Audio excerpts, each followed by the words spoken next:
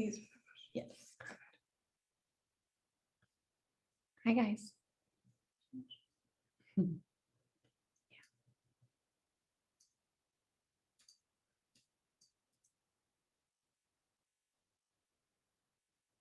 Sam's here.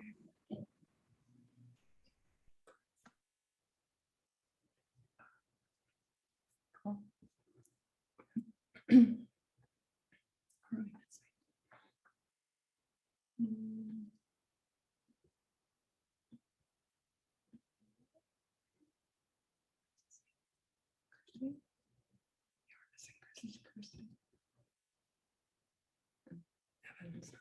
Okay. Hi, guys. How are you?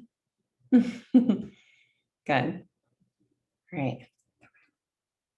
Well, we're going into week 4. We were just trying to refresh, like, what week is this? Finishing up week 3. This week was a lot of like logistics, kind of the how-to, a little bit of critical thinking about if out of network is right for us, or if we are thinking more hybrid in network. So before we get into it, anything off the top of your heads that you want to make sure we touch on tonight? We also like wins, losses, any news. I'll go ahead and add that I talked to the gym owner and they were Oh, yeah. open with working with me on a different payment option. So. Good. So how did you approach that after our discussion last time? You kind of were like, okay, I need to like redetermine this, right? So I basically just told him, because it didn't say anything specifically in the Florida Practice Act. And so I just kind of put a general, the board is really harsh on, making sure we're not exploiting patients or gym members for financial gain. And they were like, oh, okay, cool. Good. So then did you propose something different, or they're gonna kind of come back to the table? Yeah, I proposed something like either a monthly rent. We still haven't totally worked something out yet. They are the gym bro type where this isn't like the highest thing on their radar, which is like a little difficult for me because I'm more of like a, It's the okay, highest. let's like get the logistics settled. But no, they seemed really open and cool about it. So we're still kind of working something out, but they seem pretty open to whatever. Great. Okay, sweet. Making progress there. All right. Anything else? Doesn't seem like it. You guys ready to rock? Well, should we get right into these questions then? Maybe chip through these. Or should we start with the out of network versus hybrid? Right. So the topic this week, and this was like the homework questions, kind of helped you guys think about if you want to go out of network, or if you want to do hybrid, or if you want to do in network. And a lot of people enter this course thinking, I want to do cash only. And then we start thinking about some other options and realize that it's actually possible to have a higher quality option and take insurance. So I know that we like touched on it. A lot of you guys wrote in your homework, like Amanda, I know that you were like, I can't decide. So do you want to maybe just kind of touch on that for a second? Like what are you weighing here? So it's difficult because my husband will take insurance. Like he has no way that he can't. Like with procedures, I mean, people just aren't like, they want to use their insurance for that. So we talked about it, and I think what we'll decide is we'll go through PT contracts and see what's the most valuable. Like if there's stuff that's not worth our time, I mean, it's got to go because it's just not, it's not worth it. I can't get paid $20 for an hour's worth of work. It's just not doable. So I think what we'll do is we'll comb through it, but we'll be hybrid. Yeah. And honestly, some of his clients even might have like cash options because there are some with really high deductibles. So I think having that on both sides is going to be really beneficial So I think talking about it this week was really good because it made us focus on, all right, we've got to make some of these decisions now. So Good. it was very helpful. Yeah. Good. So you wrote also in your homework that you were like, but I don't know how to do this, how to like sift through this, right? So what's your plan? Are you just gonna talk to people in your area and see what they're getting reimbursed? So we have a practice consultant for his portion. And so if we get on contracts, it'll be a joint venture, as she'll do PT and she'll do the rehab and the physician side. So I guess we'll just look at the contract, but because I don't really have any connections with a lot of the big practices in town. I mean, they're all just kind of employees that work for a corporation type thing. There aren't a ton of, I mean, I know out of network practices, but I don't really know any small practice in town because I mean, Florida's just, it's all like physical and back in motion and like big names, you know, so it's kind of difficult. Right. One thing you can do if you have any patients or friends that are like patients somewhere else, because they get their EOBs, like they get their statements essentially. So you might like their brain a little bit and see. Okay. Yeah. No, that works a lot. Okay. Because I know I took my own son to occupational therapy for an eval, and I'm like, well, shoot, my insurance, I'm just paying more than what I typically charge right for a visit. Right. And I'm like, well, I wouldn't mind taking that insurance if I'm going to pay out of pocket, right, you know, over $200. So, and it's so weird because it depends state to state, right? So like, we can't even say like, oh, you should definitely take this one. We don't know in Florida. So you have to just do it. Exactly. Like, yeah. And it even is different in counties. Oh, really? Yeah. Yep. Because sometimes Blue Cross Blue Shield will not do anything in Sarasota, but it'll do stuff in Bradenton or Port Charlotte. So it's a little okay. Okay. Yeah. Okay. Is anybody else starting that process of just starting to look at what kind of contracts you could get? I know some of you on this call are like, I'm not dealing with it at all. Shauna's like, no. No, I'm considering it. I just like relocating across the country. I have no idea. You know, I have zero connections as far as PT. I have no idea what the climate's like. So this is more for me theoretical and things to be looking for as I process through that part of the community. I'm completely open. I mean, if it makes financial sense, I don't think it's that hard to submit to insurance, but I just don't understand. It's a rural area, and Okay. And I don't have the answer, so I'm just gonna keep my head up. We'll see what happens. Yeah, and I think that's a good point, Sean, like not knowing the area, because I think what our main point of this whole week of lectures is like what you want might be different from what your market actually can support. And it's like making sure that you know the difference between those. And like, just because you want to be cash-based and you're like, this is what works for me, that doesn't mean that that's important to your patient or that they're willing to pay cash for PT in your area, or that's a sustainable model in that demographic or with those connections that you have. And I think that's like, it's tough to hear because like you want to be cash, but I think it's really important as you're starting out to not just say like, I want to have a cash practice because I want to have a cash practice, but like, does this actually work in my area right now? And do I feel like I have a good market for this? And is this something people are willing to pay for out of pocket?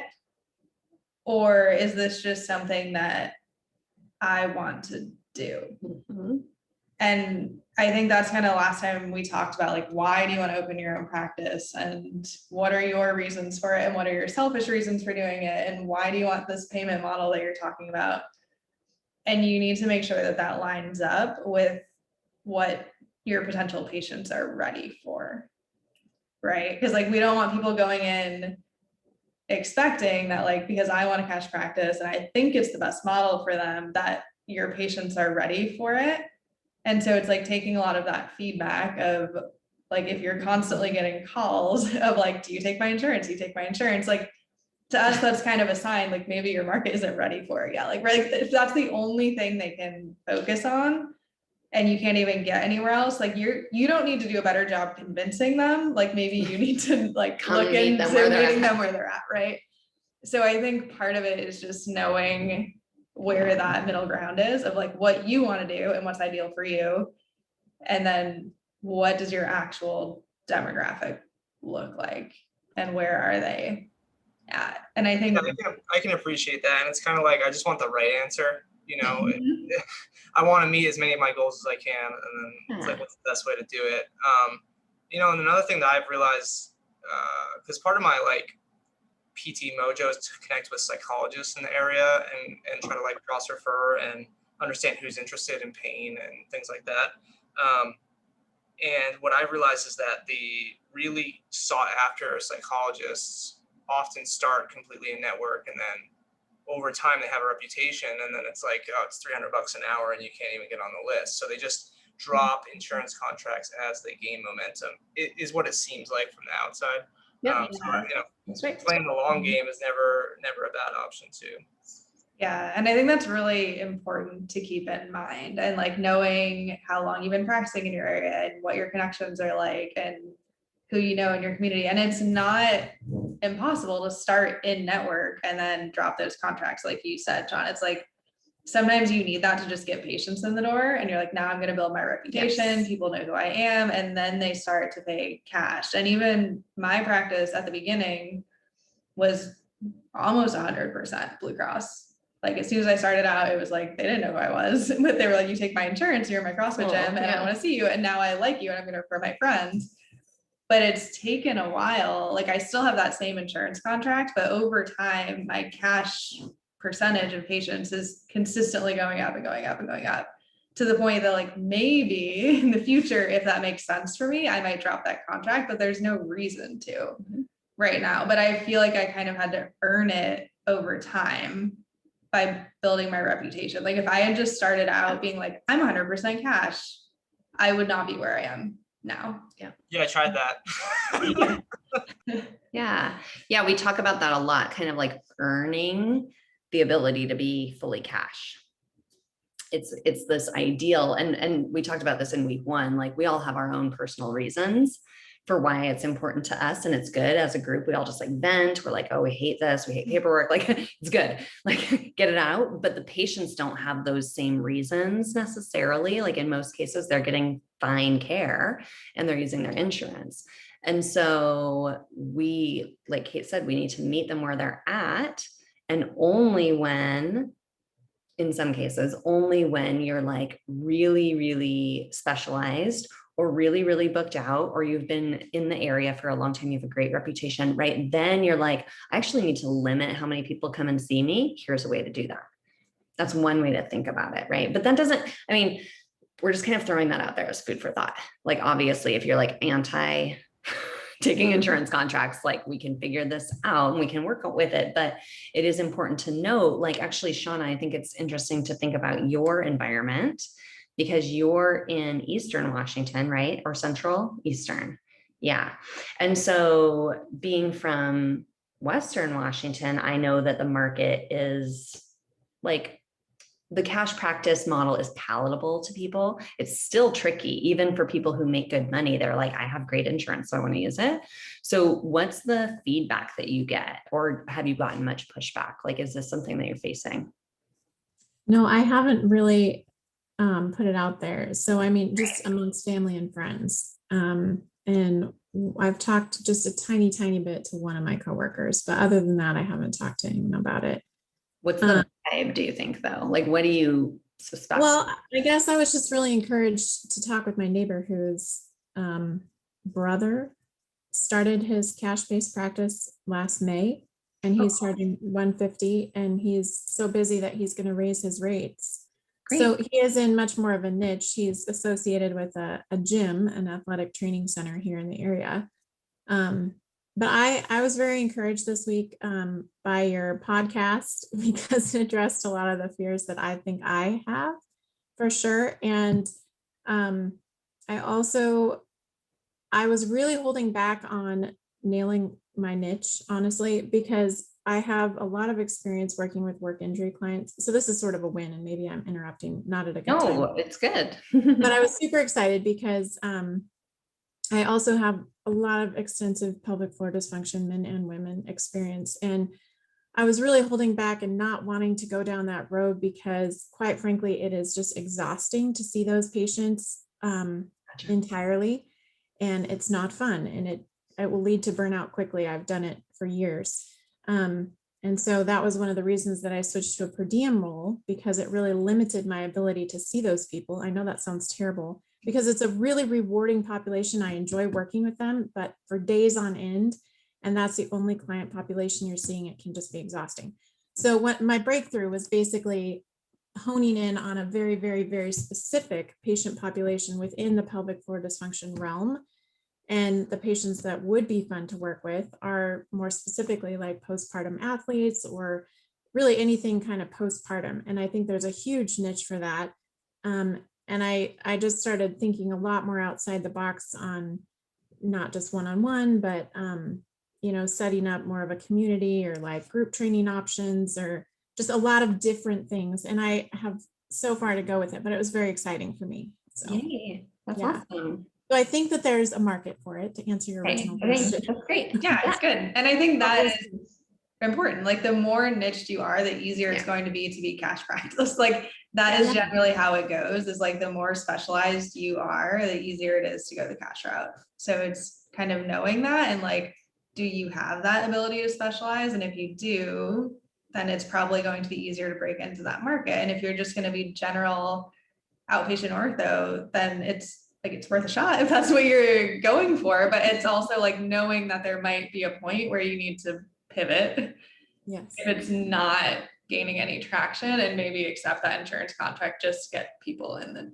door. But I think that's a really important point, is like figuring out that specialty, and that's your way to get those cash patients. Yeah, and recognizing that some of those patients may end up being those more complex, complicated one-on-one sessions that are more involved. But if I'm limiting the number of slots or kind of availability to those clients, and I have other clients also, then it becomes so much more doable to me from a burnout perspective.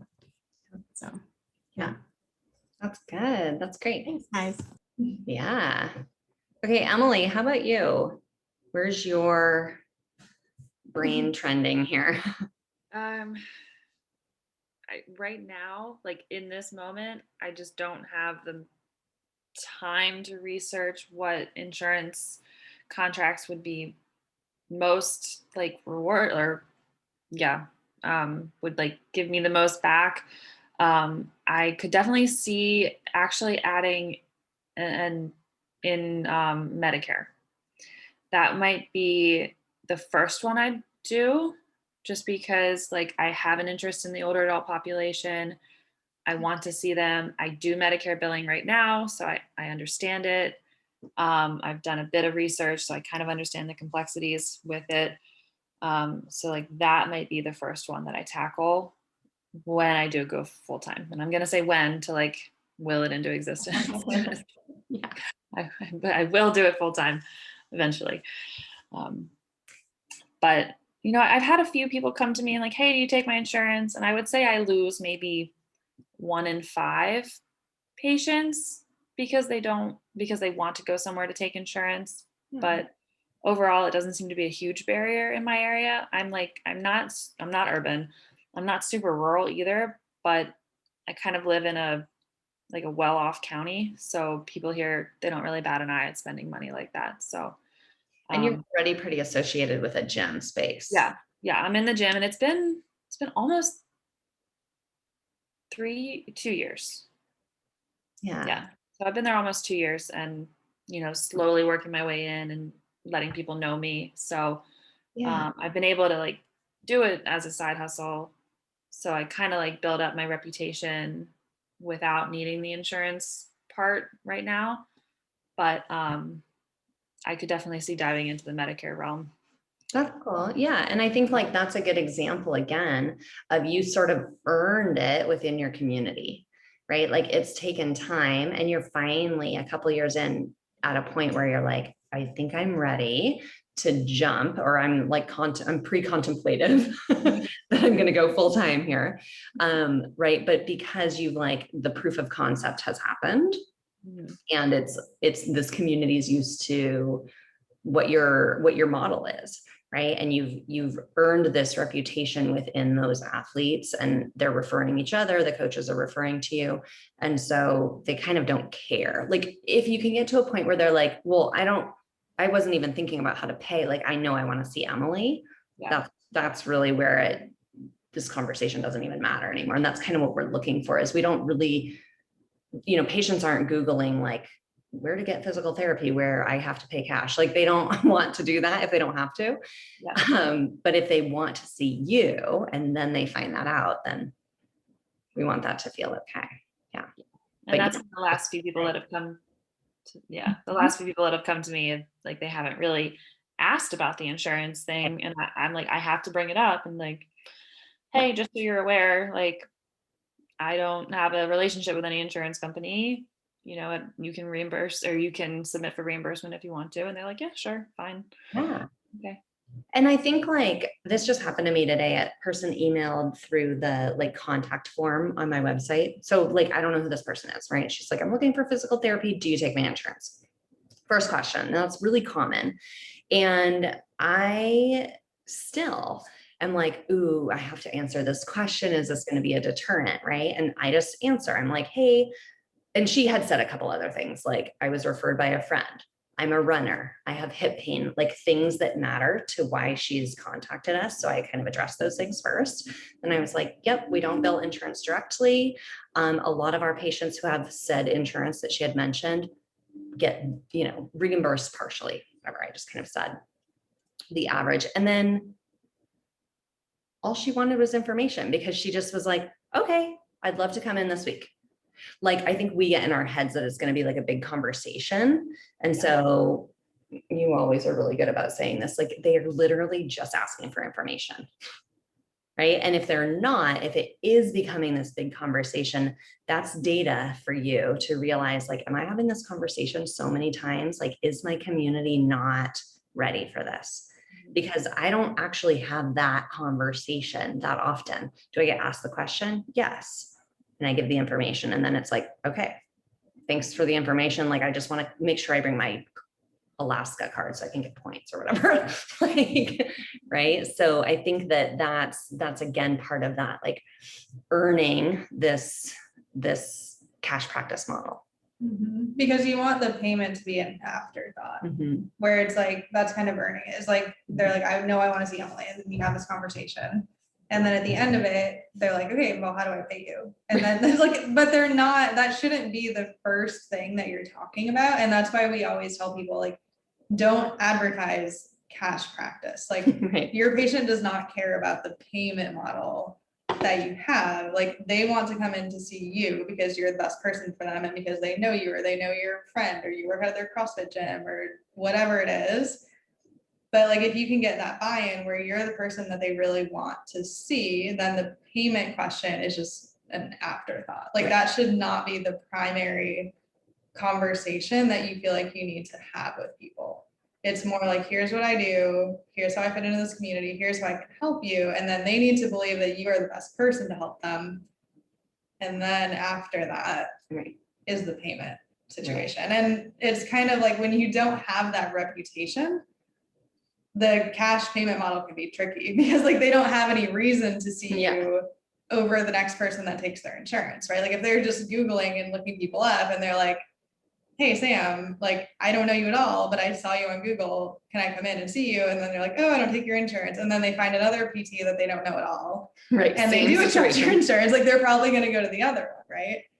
So it's like, you're not going to be able to sell yourself based on not taking insurance, whereas you can actually sell yourself by taking insurance, right? Like, that's why accepting an insurance contract can get those people in the door quickly to build your reputation, because that is a selling point to people, right? Where like, they call you, they don't know the first thing about you, but they like, you take their insurance. So they're like, okay, I'll give it a shot because it's gonna be free in some cases, right? So it's like, it's tricky because you can never really use that as your sales pitch. And I think that's what's hard, is like, you hear that a lot when we talk to each other. Like we're doing the sales pitch to each other about why cash practice is the best. But your patient is not Does looking not for care. that sales pitch. So like, I think it's kind of like knowing what payment model you're going to have is really important because you need to understand why you're doing it and why you're not taking insurance or why you are. But recognizing that that should be an afterthought in these conversations that you're having with patients and how you're marketing and how you're talking about your practice. Yeah. And I think we even get into that habit sometimes too, of like, when we do intros, like I noticed this like in interviews or whatever, and like I have this tendency where like I feel like one of the first things I need to say about my practice is like, oh, and it's a hybrid practice. You're like, and I have a cash I'm like, I practice. have a And I'm cash like, practice. Yeah, it why doesn't do we talk matter. about this? Like, why does this even matter? Like, I know it matters to us as PTs, but it's kind of like there's so many other things that are so much more important about this practice than like I accept an insurance contract. Right, like or you we're take really cash. specialized. We have like a lot of skills. It's like it's kind of this habit of like, what kind of practice do you have? Oh, I take cash. And it's like, if you were any other business and they were like, what kind of hair salon do you have? And you're like, oh, I accept credit cards. They'd be like, What? what are you talking about? Like, that doesn't make any sense. But I think it's like we get in this mindset of like, your practice is defined by how people pay you. And that doesn't really make sense. Right. So we dove into that a lot this week and we asked you to think about like what matters to you and what you want to do with your own practice. But for the rest of the course, we're going to kind of steer away from this conversation because like Kate said, like this isn't what's going to define your practice in a manner that matters to patients. But you now have a community of people that you can vent to. Like we all know why it matters to us. And we do know that in many cases it does benefit the patient, but that conversation like doesn't really need to happen with them, right? We can just do that legwork for them. And I think that's like, I think this was a question in the homework this week, but where we ask basically like, why are patients going to want to see you? Right. Like you want that to be the thing driving the conversation, not this idea that you have a cash practice or whatever your model is that's different from the outpatient ortho clinic down the road. It's like, why do they actually want to see you? And that's where we start. And then your payment method is different from that. Yeah.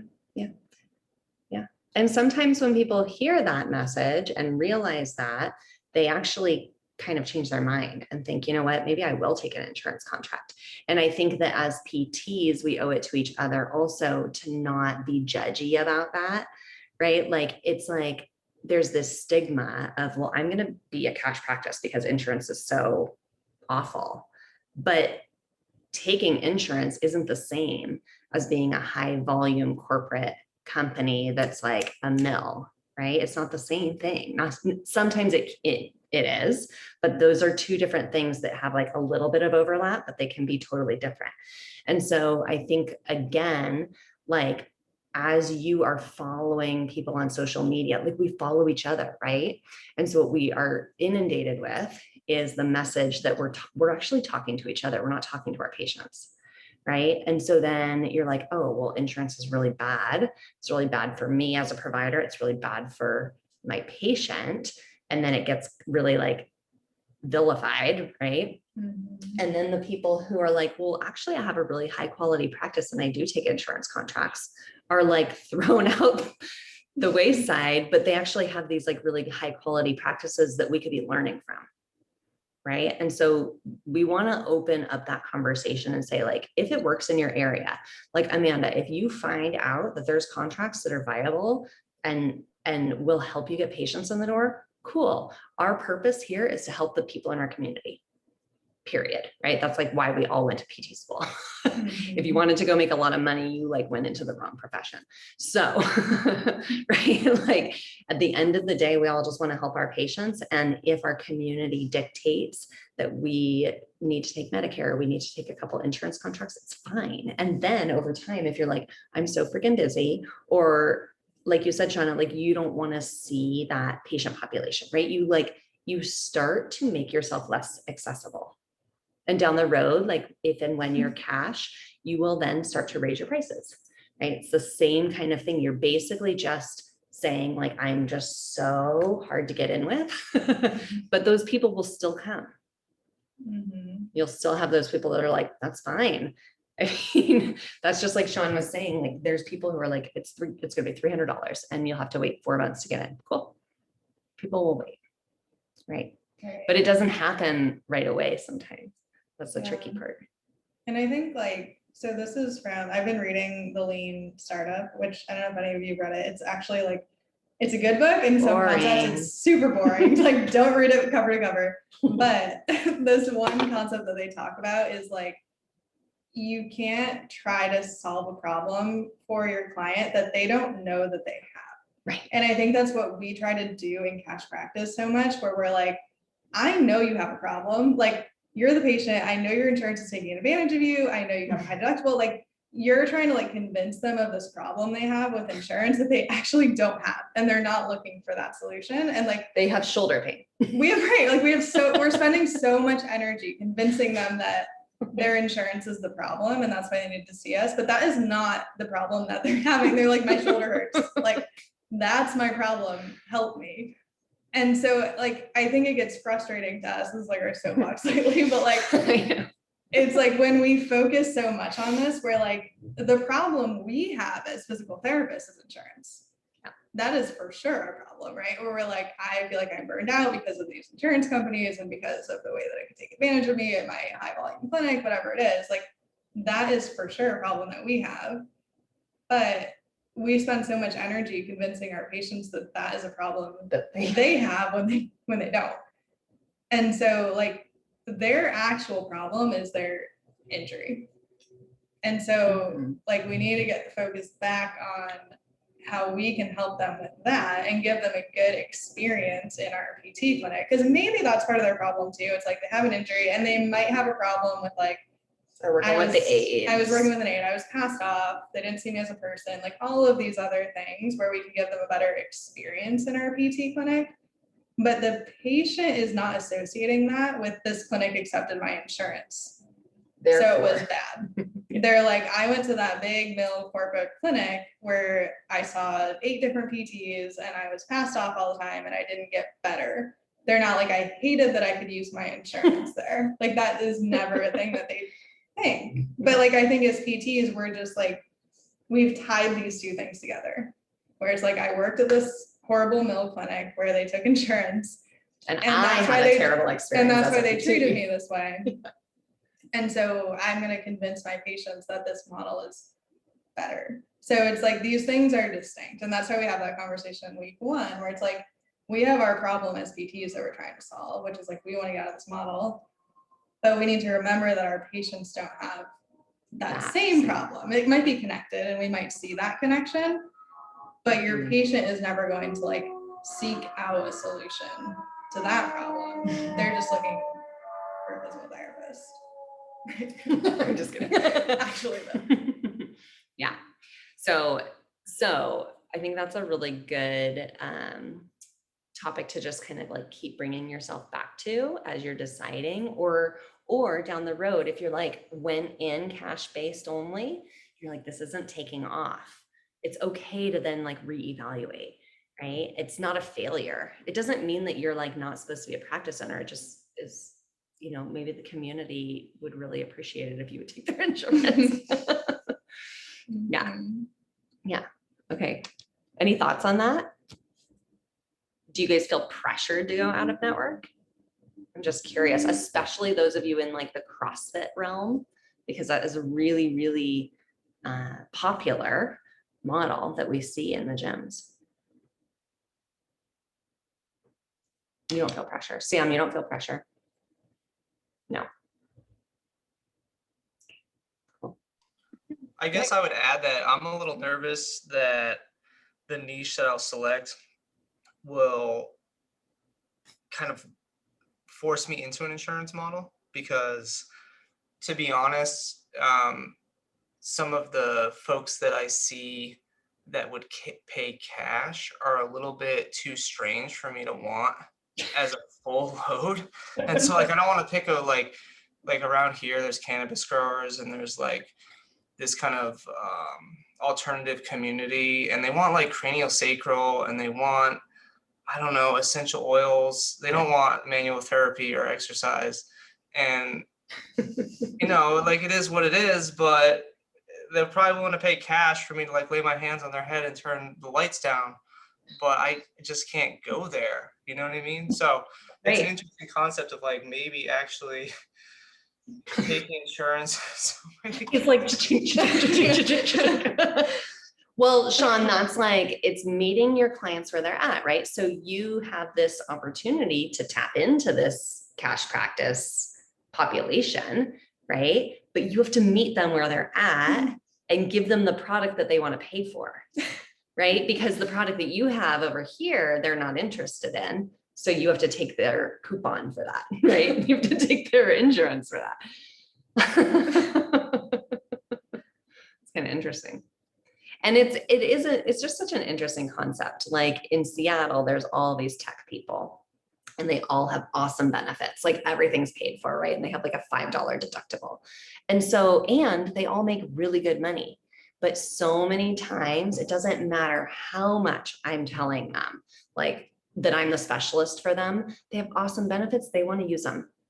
It's like the weirdest concept, right? I'm like, okay, well, have fun at such and such chain, you know, but that's what's important to them. And at the end of the day, that's not my client. That's not the client that's going to work out for me, because they're going to be pushing back the whole time. So if you find yourself in those conversations, recognize that too. Like if you're really having to talk up this model, maybe the model's not right for your community, but also it could just be that that patient is going to be a pain in your butt the whole time. And you're going to get maybe 2 or 3 visits out of them, right? And you've wasted a lot of time and energy, like convincing them to come in. This is a little bit of a side note, but having a little short run with in-home cash PT,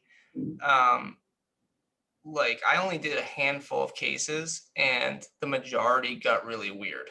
So just as like another thing of like unexpected, people are like middle-aged women were fine to pay me to come into their house. Yep. Over and over and get really weird. So like, that's not a model I want to work in either.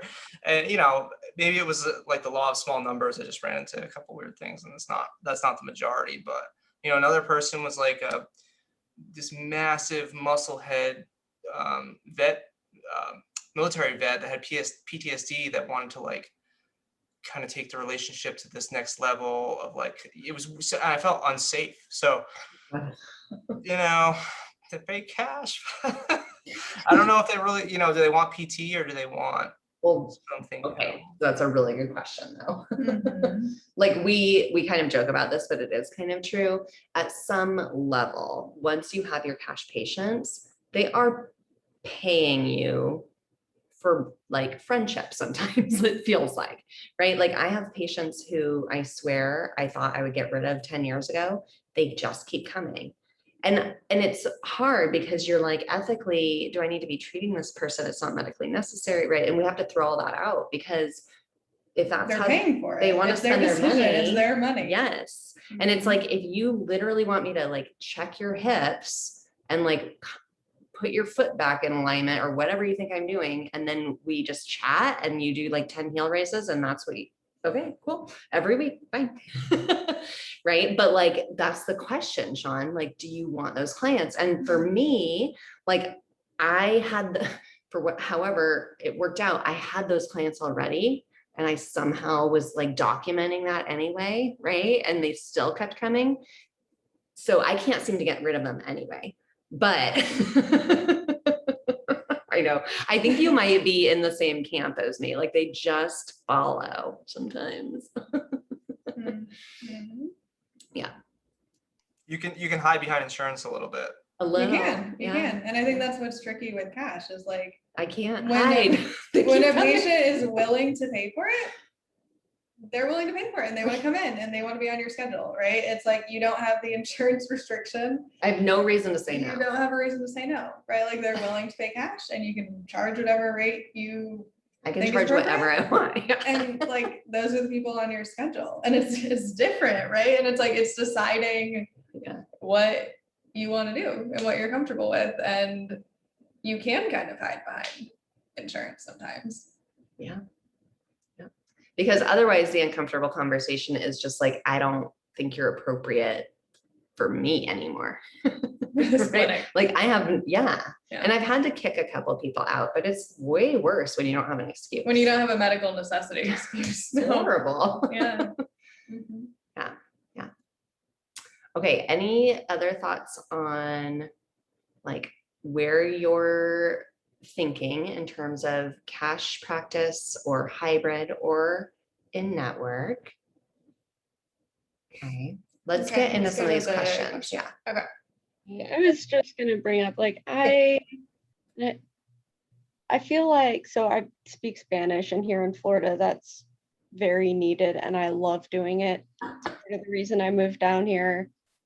But a lot of those patients are lower socioeconomic status, and almost all of them have the worst paying insurance. And so I'm not really sure how to navigate that without having to take these really low insurances. Right. And That's really tricky and not unique to your population. Like that is the case typically, right? We have this specialty or this interest in a population that's underserved. And the way that we can deliver our services best is to charge this rate, but that doesn't match up, right? And so it's hard because when you decide that you're not going to take an insurance contract or you're not going to even take those insurance contracts, right? You are essentially deciding to limit the patient populations that you're treating. And that can be hard because there are people that will judge that decision and say like, oh, well, you're only going to treat rich people, right? That can make you feel really crappy, right? And there's lots of ways that you have already served those populations by working in other settings, right? And by working for yourself, you're actually opening up an opportunity for you to serve a population pro bono if you decided. Or, right, like maybe you're like, you know what, I charge this cash rate and then I have 1 day a week off and I serve this clientele. For that insurance free, contract. for that insurance Or like contract, maybe right. you accept that insurance contract, but you have like a set number of hours. Yeah. That is devoted to that insurance Right. contract, and you basically are paying for that by seeing your cash practice, right? But it's like you need to have a model where you can actually afford Sustain that. Yeah. to do that. And I think that's where it gets tricky, right? It's like you're not running a nonprofit, like you do need to like Pay your make own some bills. money and pay your own bills. And like some people do actually go that route. Like, yeah, it's an option too. That some people are like, well, I actually don't really want to make money like this, and I want to do a nonprofit and I want to do this other stuff. And like you can That's right. explore that avenue too. But if that is a really important population for you to serve, there are ways to do that. You just need to make sure basically that other people are paying for it. Right? It's like you need to have that population of cash clients where you're charging a high enough rate to those people who can afford to pay that rate, that you're able to see 6 patients a week or whatever it is for that lower insurance. okay. Is there any issues with legality with limiting, like if you were to take a state-sponsored insurance and you're like, well, I only have like 3 slots a week, can you run into like a discriminatory legal issue? That's a good question. I mean, it's something that based on what other people have done, like I don't think that you could like advertise that, you know what I mean? Like where like I have 5 spots. Like I think if Right. you're doing pro bono, you can probably say something like that where you're like, I have 5 slots that are available for this. I think it probably kind of depends on your availability, right? Like if you, Sam, are like, I work 20 hours a week and you can't get enough cash patients on your schedule to fill those 20 hours and you have to see 20 patients of that insurance, then that's what you have to do, right? Like you can't really like turn those people away when you have availability. I think what you can do is like build your caseload to the point that you're full. Mhm. And then you can kind of choose like, once you have a wait list, like you're gonna accept cash patients, you're gonna accept that insurance, but you only have so many hours in the day. Yeah. Right. And it's like, I think it's fair for you to choose how you're like filling those hours. Yeah. And you do accept that insurance, you know what I mean? So it's like, Yeah. probably I wouldn't advertise like, we have 5 hours set aside for this insurance when you have like other hours available in the week. But I think just with your finances and your individual schedule, you can kind of think of it that way, right? Of like, if you're seeing 90% that low paying insurance and you can only get 10% cash patients on your schedule, you're probably not gonna be able to sustain that business. No. Right? But like if you can have the number of cash patients that can basically fund it for you, you can treat as many of that insurance as your budget will allow. Right. Yeah. Yeah. Because yeah, you can just say like on your website, like I take this one insurance contract, whatever it is, that, you know, Medicaid style insurance. And then when they call a schedule, you know, it's okay if you don't have an opening for a couple weeks. Right. Because there's lots of other places that they can go, but that still lets you be involved in that community. The other option for you would be that you don't involve your own practice in it, right? That you're like, I'm cash based, I do this, you know, I fill my schedule as much as I want. I'm a business owner here. And one day a week, I work at this clinic or this hospital. Or I have a friend that works, like she serves the homeless community in Seattle and does PT for them at the homeless shelter because that matters to her. Right. And so it's like basically she's a volunteer on her day off. Right. But you can pay for yourself to do that by charging more. Right. And I think PTs, we do struggle with this idea of like, we're like, we didn't go into this to make money. And so when we're asking for money, it feels really gross. Right. But when you can kind of tell yourself, like, I'm literally affording myself the opportunity to then volunteer my time with a community that I really love and care about, then that solves that problem. Yeah, I like that. That's a good idea. Yeah. Yeah. But I think the key is just like you can leave those insurance contracts on the table. You just can't have a caseload that's only that insurance contract. Yes. Yes. Right? Like you need to have enough of something that pays you well enough that you can afford to have some percentage of your caseload be that lower paying insurance. Right. Yeah. Okay. Other questions on here? Okay. So one question on here, I think we'll get to in later weeks. So it's about intake forms, consent forms, costs to get manuals made. So you shouldn't have to spend a lot of money on that. We will Even go next over, week. it might be next week, we go over consent forms, intake forms. You'll be able to write them yourselves. If you have a healthcare lawyer or somebody that you want to look over it in the end, that can be a good idea. You generally don't want them to write the whole thing for you, so it's gonna take a lot of time. So like And do be as much as you expensive. can on your own. And then if you want a double check, you can always run that by a lawyer. But we generally recommend just do all of this yourself. And it's not that hard. Yeah. Let's see what else. Virtuals, we do talk about in later weeks. If I'm only doing wellness, do I need to get off the insurance provider list? And how to handle doing PRN work that includes insurance while building up cash biz caseload. Yes. Yes. So and this comes back to that type 1, type 2 NPI issue. And I think that was another question in here. Was that Emily? Was that you? So type 1 NPI is your individual NPI. So that is you as a provider. You're assigned that NPI when you get your first job, and that stays with you for your whole PT career.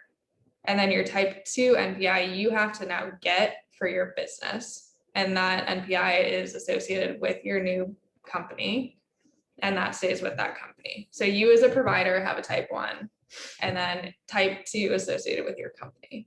And so your job when you're looking at getting out of these insurance contracts is to figure out if your previous company was billing under their own type 2 NPI, in which case it's not a problem for you. But if they were billing under your type 1 NPI, that one is only associated with you, you need to then get out of that contract.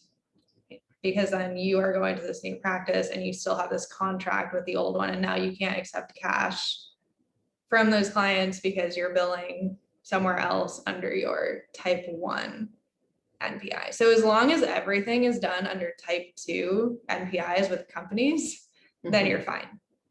But it's when your company starts billing under your individual type 1 NPI that you can get into trouble when you start to go doing your own side hustle and then accepting cash from those patients when your current company is going through insurance under your individual MPI for those clients with that insurance contract. And it can be that for whatever company that you worked for, some insurances they might have gone through their type 2 and some insurances they might have gone through your type 1. Just depends on the insurance contracts. So I have a I question. oh, sorry. Emily, go ahead. So I have a secondary question off of that. So with a primary and a secondary insurance. So my company bills type 1. I do have my side business under my type 1 because I didn't know about this. However, I'm only seeing Medicare patients Right. in my job, but in my side hustle, I'm not seeing any Medicare patients. However, Medicare patients have a secondary, and I'm pretty sure I've seen people with the same type of secondary, possibly. Is that an issue? Right. I see. That's a good question. So I guess the question is like, are they then billing that secondary insurance under your type 1? And if they are, then that could be a problem. But if it's all Medicare, you should be fine. I think your question is like, is your company billing that secondary directly in some way? And is that under your type 1 NPI? Because then it could be problematic for you to see that patient on the side. Have you been giving your patients super bills? Mhm. Everybody has the option to download their super bill. And so, and it doesn't sound like you've heard anything. No, and I don't think many people have submitted. I may have had 2 patients submit for a reimbursement. And I guess I don't know much about Medicare billing, so I don't do it, but like, I don't think that if it's a secondary, you would have signed a contract with that secondary company. Like, I don't know. I would need to understand more about how that Medicare billing works. But I think the question is is it essentially Medicare and this is just a supplement? Or is there a direct relationship between you billing Blue Cross under that type 1 NPI or your other job? Or is it always this roundabout thing through Medicare? And does that secondary insurance actually kick in? It just depends on whether you have a contract with Blue Cross or whatever it is at your primary company. Yeah, and that I don't know. Yeah. Not a for sure answer, but I think it's not, you don't need a contract for the secondary because at my clinic, we're not contracted with that many insurances. And then we see Medicare with a vast diversity of supplements and we don't have any issue getting reimbursed. So that just pairing those two things together, it seems like we wouldn't have a contract. There's also a difference between supplemental and secondary. Right. So you might check on that too. And what you can do, I know. And Emily, what you can do too, if you're not sure, is you can call the insurance company directly. Yeah. So if it's Blue Cross or Aetna or whatever it is, it's going to take a while, but you can call them and then finally get somebody on the phone and give them your type 1 NPI and ask them if you have a contract with them. Okay. You might get routed to a few different people, but you can always go directly to that source. Would this all just be solved by getting another MPI number for the business? I mean, you should do that anyway, but no, because your type 1 that's yours will be associated with these contracts until you end it. So this is even if you quit your job. I guess practically this is the problem, so right? stupid. So when you have your type 2 NPI and you give a patient a super bill. So let's say this patient has Blue Cross insurance and you give them a super bill. On that super bill, you're going to put your type 2 NPI and your type 1 NPI because you don't know what that insurance company typically likes to see, Who knows? right? And then that patient is going to take that super bill, send it into Blue Cross. And then Blue Cross is gonna go through their database and they're either gonna be like, oh, we have a relationship with that provider, or we don't have a relationship with that provider.